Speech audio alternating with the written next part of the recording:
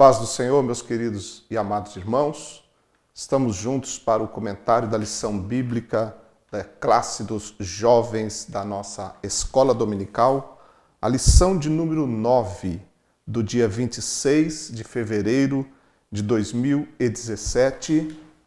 E nós vamos pensar sobre a missão ensinadora da igreja. Este é o assunto que estaremos estudando no dia 26/2, continuando com esta revista que trata da Igreja de Jesus Cristo, agora falando da missão ensinadora da igreja, o dever da igreja de ensinar. Nós já começamos a nossa lição, o comentarista fala sobre o que é ensinar, que é o ato de doutrinar, de transmitir conhecimento a outra pessoa, orientar e conduzir. Então, cabe à Igreja do Senhor Jesus esse papel de transmitir a doutrina de Cristo, os ensinamentos do Senhor Jesus Cristo. Em Mateus capítulo 28, versículos 19 e 20, nós temos a famosa grande comissão do Senhor Jesus Cristo.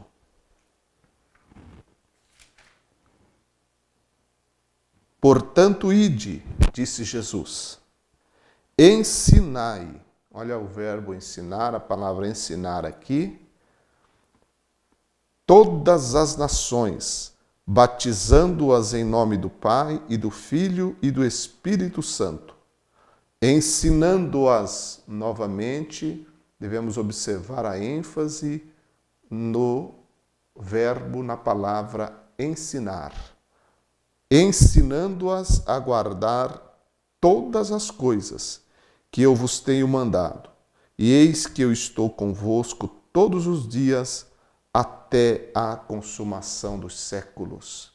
Então é evidente que faz parte da grande comissão o dever da igreja de ensinar, e ensinar fazendo discípulos de Jesus Cristo.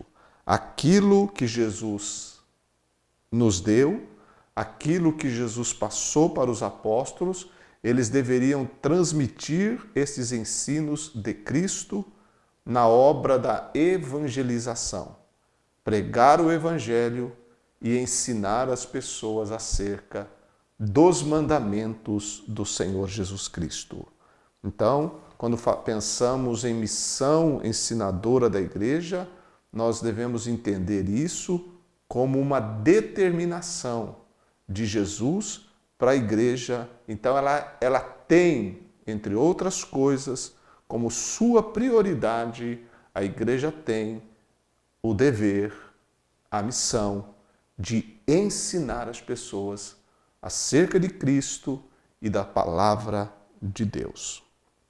Quando o apóstolo Paulo, escrevendo aos irmãos de Éfeso, ele fala no capítulo 4 e o verso 11 dessa carta aos Efésios, acerca dos dons ministeriais, os chamados dons ministeriais, no capítulo 4, versículo 11, e ali nós encontramos a figura do mestre.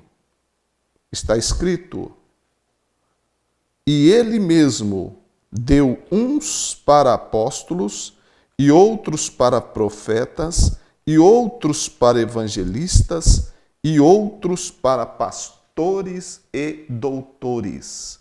Então, essa palavra doutores nessa tradução também quer dizer mestres, aquele que ensina.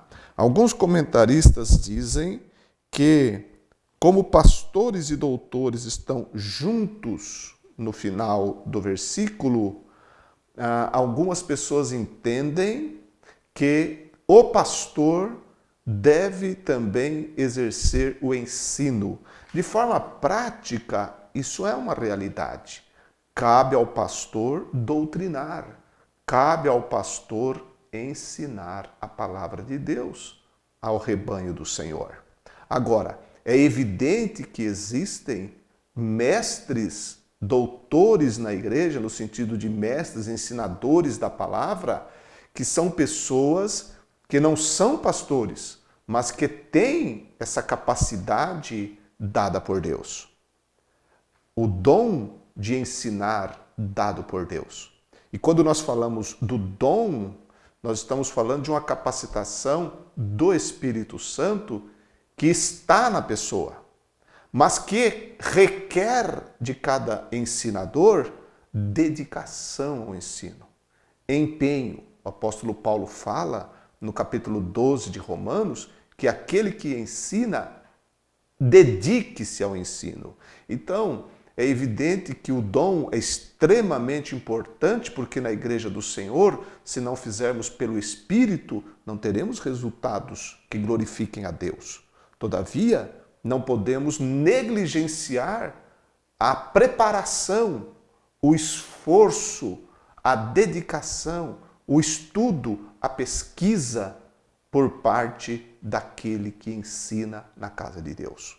Professor de escola dominical, professor de instituto bíblico, outras pessoas, homens e mulheres no seio da igreja que têm de Deus a graça e o dom de ensinar, devem se preocupar também no seu estudo, na sua preparação, e a verdade é que isso dura a vida toda.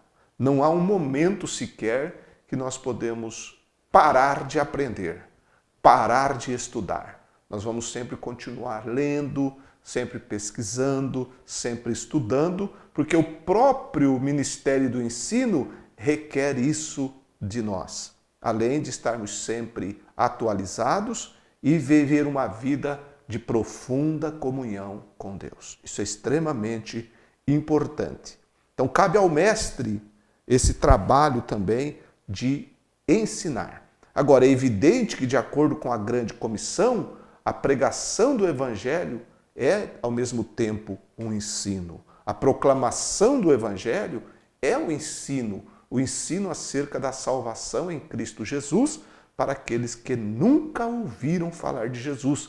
Foi isso que a igreja fez. Foi isso que o trabalho missionário de Paulo fez. É isso que a igreja continua fazendo, levando a palavra de Deus e ensinando as pessoas, mesmo naquelas regiões, naqueles países chamados cristãos, mas que na verdade não seguem os mandamentos do Senhor Jesus Cristo. Então cabe à igreja, onde quer que ela esteja e onde quer que ela puder alcançar, e o alcance da igreja é mundial em todas as partes, usar todos os meios, mecanismos, inclusive aí as mídias, não é? Inclusive aí os recursos tecnológicos que nós temos à nossa disposição hoje para poder transmitir o ensino do Senhor Jesus Cristo.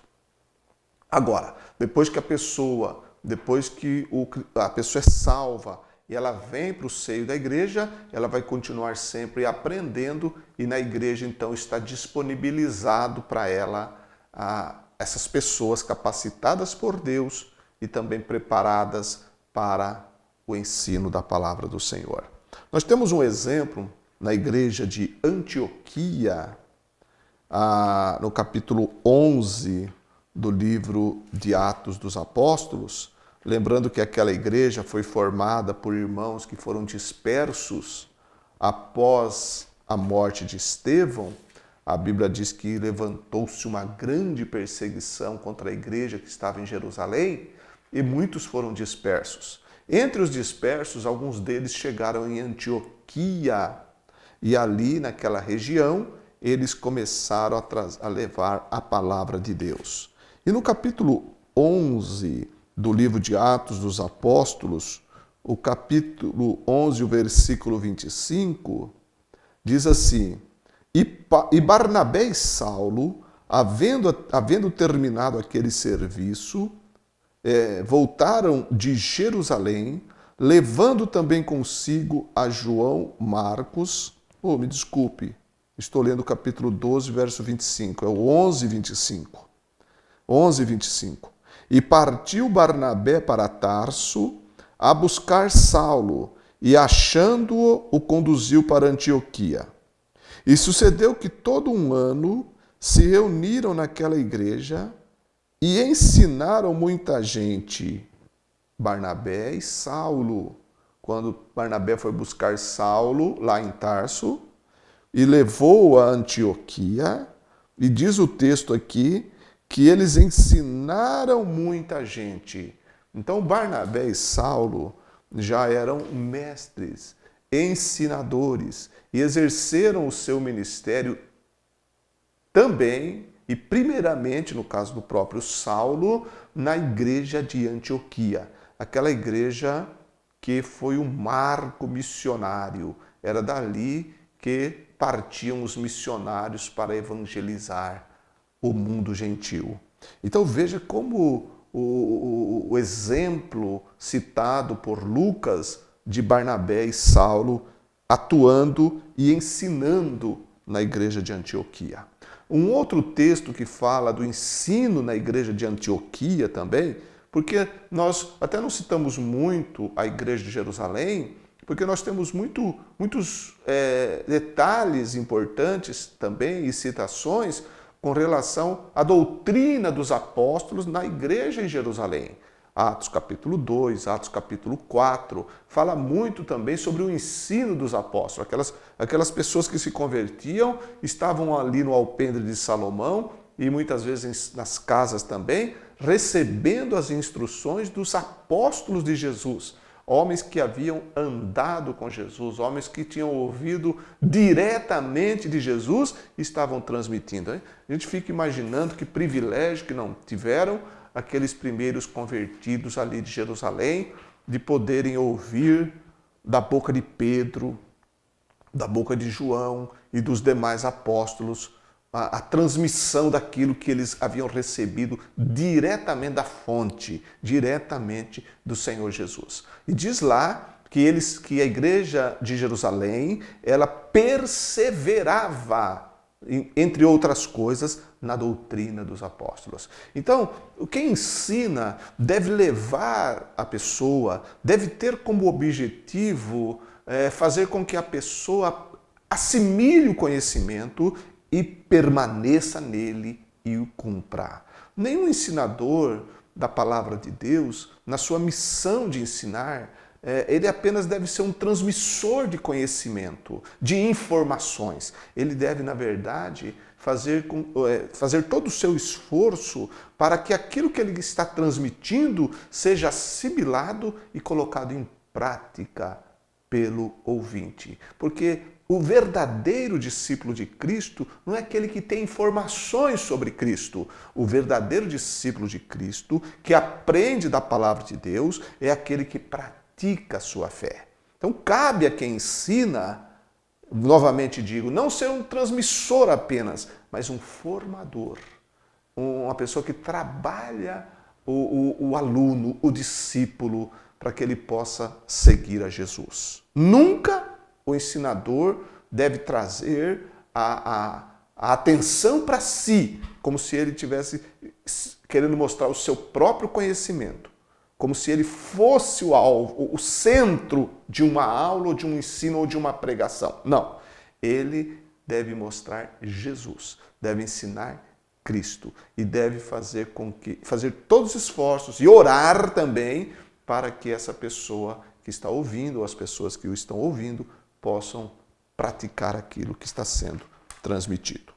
E na igreja de Antioquia, temos mais um exemplo, no capítulo 13 de Atos, no verso 1, que diz: E na igreja que estava em Antioquia, havia alguns profetas e doutores, a saber, Barnabé e Simeão, chamado Níger, e Lúcio, Cirineu e Manaém, que fora criado com Herodes, o tetrarca, e Saulo. Olha Barnabé e Saulo novamente aqui, e outros nomes que foram citados, mas a questão que a gente quer pegar nesse momento é a descrição de Lucas, que diz que havia na igreja de Antioquia alguns profetas e doutores. Profetas e doutores. Profetas, aqueles mensageiros que transmitiam a mensagem de Deus, e os doutores, aqueles que ensinavam de forma metódica, sistemática, o ensino da palavra de Deus às pessoas ali em Antioquia. Então veja que igreja bem equilibrada era a igreja de Antioquia. A lição fala, no seu ponto 2, do ensino na Bíblia. Primeiro, cita o ensino no Antigo Testamento. Quando a gente lê o Antigo Testamento e a gente pensa um pouco no povo de Israel, a gente vai perceber que cabia aos pais o ensino de seus filhos. Normalmente o ensino de uma profissão dada pela mãe e também, principalmente para as meninas, dos afazeres domésticos, de coisas ligadas ao lar e à família, e o pai normalmente transmitia ao filho aquilo que ele mesmo fazia, transmitia a sua própria profissão. Um exemplo disso nós temos no próprio Senhor Jesus Cristo, que ele foi chamado de filho do carpinteiro e foi chamado também de carpinteiro. Então o próprio Jesus exercia a função de José, né, seu pai adotivo. Isso era muito comum na cultura e nos costumes do povo de Israel. Lá em Deuteronômio capítulo 6, versículos 1 a 9, nós encontramos o Senhor Deus falando e orientando o povo de Israel através de Moisés com relação à necessidade dos pais ou do pai transmitir aos filhos os mandamentos e a mensagem e a palavra de Deus. O versículo 3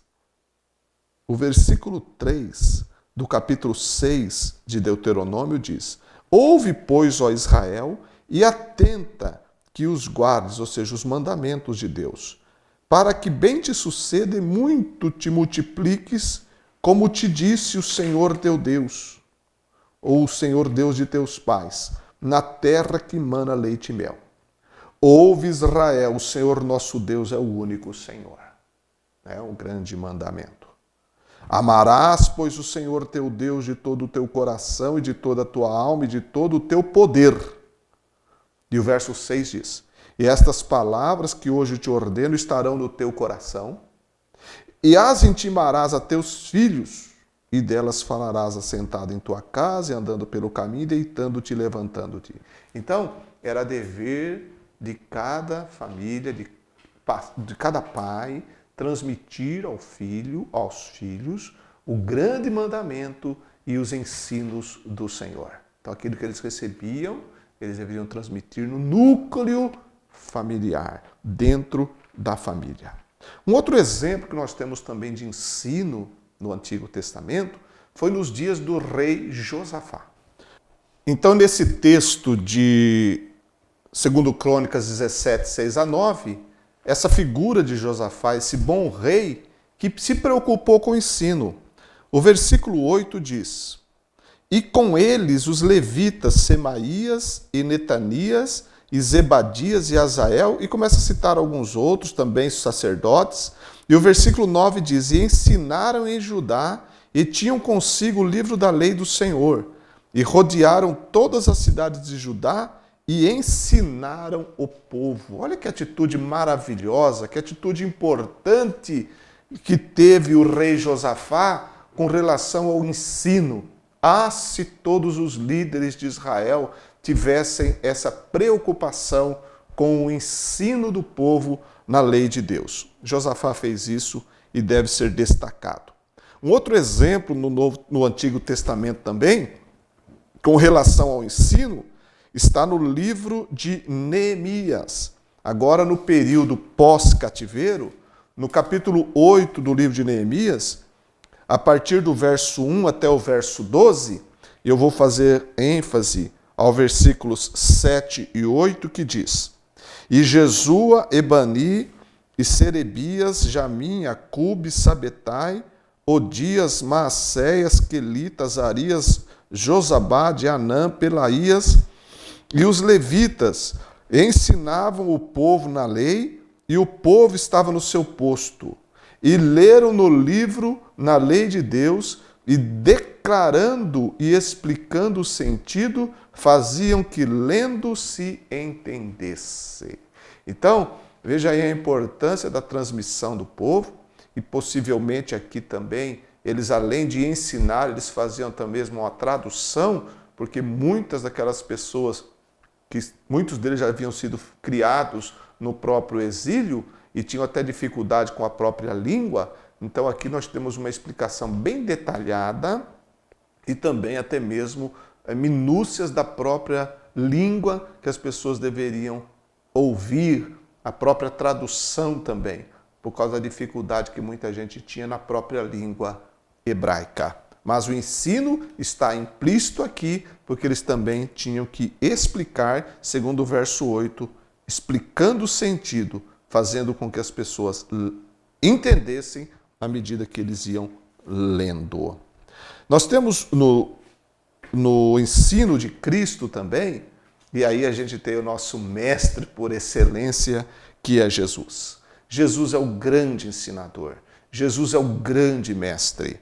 E ele foi chamado e considerado mestre, não apenas pelos seus discípulos, mas pelas pessoas que se acercavam dele e que com prazer o ouviam. Como mestre que ele era, ele teve os seus alunos, ele teve os seus discípulos.